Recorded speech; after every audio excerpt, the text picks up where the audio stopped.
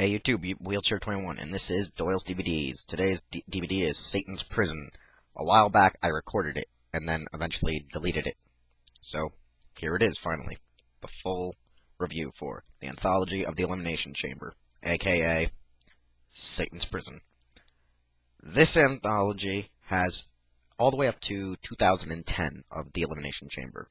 It has, starting from the very first to the most recent, which is, I think, a total of almost 15 Elimination Chambers, at least 15, maybe 10, just about a good amount, and when you total that together, each of them are about 30 minutes each, so take that, times it by 10 times 30, you get 300 minutes, so that's almost 6 hours and over for the DVD, plus special features like interviews with the superstars that went into these.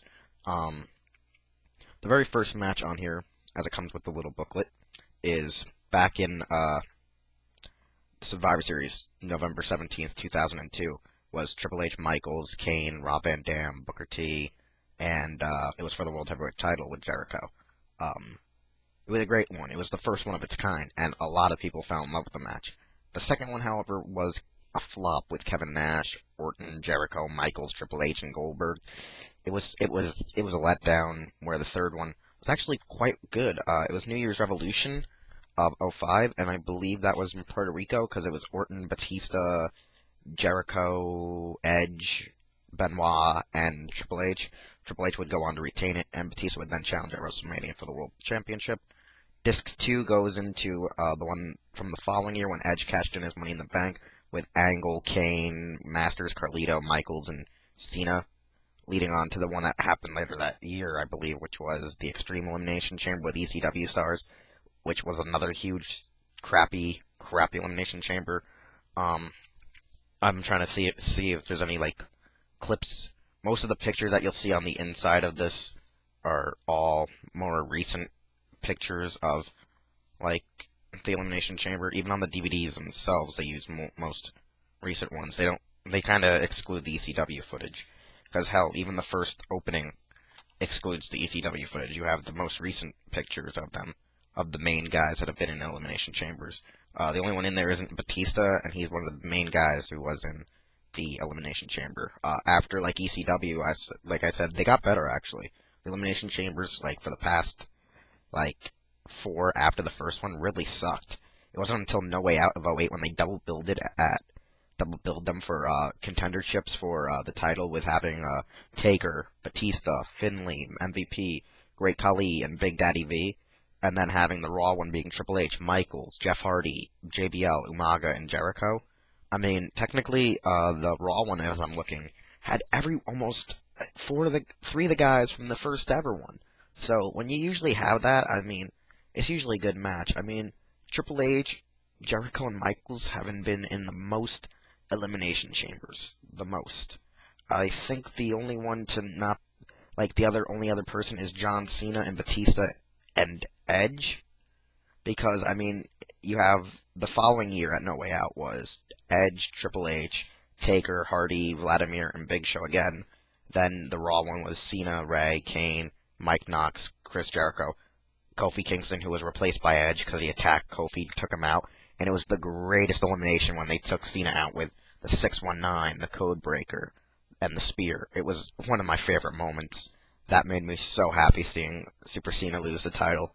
And then they have 2010, which was Sheamus, Cena, Triple H, Orton, DiBiase, Kofi Kingston, and that for the WWE Championship. And then World Heavyweight was Taker, Jericho, Morrison, R-Truth, CM Punk, and Rey Mysterio, where Shawn Michaels super kicked Taker, making him lose the title, leading to the whole career versus streak.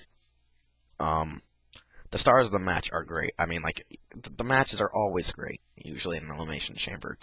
It's one of the best Battle Royale type stipulations, and because you never know who's coming in next, even though you kind of can figure it out by how the time clock flows and which door they like to open first.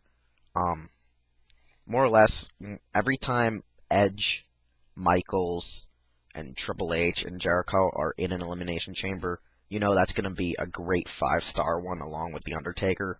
I mean, I think one of my, out of all the Elimination Chambers I've viewed Personally, before viewing it via the DVD set, my top, uh, my top like Elimination Chamber has to be out of the ones that they count on this collection is the one from 2000 and the two from 2009 are two of my favorites, along with the one from 2008, I believe, the one with Triple H versus Jeff Hardy at the finale.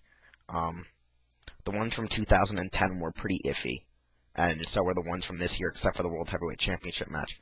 The World Heavyweight Championship match one that happened this year should have been the main event at this year's Elimination Chamber pay-per-view, but they decided to go with the John Cena thing to prep for the John Cena versus Miz and the Rock confrontation also for that WrestleMania and for the following year. Um, the DVD set, since it's an Elimination Chamber, all about the Elimination Chamber, it's an automatic 5-star, but the matches on there vary from rating. I mean, some are just poorly done, some just shouldn't have been happening, and I really go with that. The fact is, when you have Triple H and Michaels and Edge and Jericho, it's usually the better ones of the matches because they can tell a story with their wrestling. I actually say, if anything, skip over. These are the huge ones you should really skip over. If I was one of you, anyone, like if I was to recommend this to anyone to skip over the 2003 from SummerSlam, the 2006 from New Year's Revolution, because I don't think they clip in the Edge Money in the Bank cash-in. I think they do. I haven't checked it. It's been a while. The one from '06 from December to Dismember, and the one from 2008 from No Way Out, the first one on the disc, which is Undertaker, Batista, Finlay, MVP, Big Daddy V, and the Great Khali. Another skip would be probably probably the both from 2010. I usually just skip those. I only watch my favorite ones on the collection. I don't know what people prefer about the collection. I mean, I'd guess people have their likes and differences. That's all I can say for now. Check this out. Rent it, buy it, or just get a copy of it. So see you later, YouTube. Bye.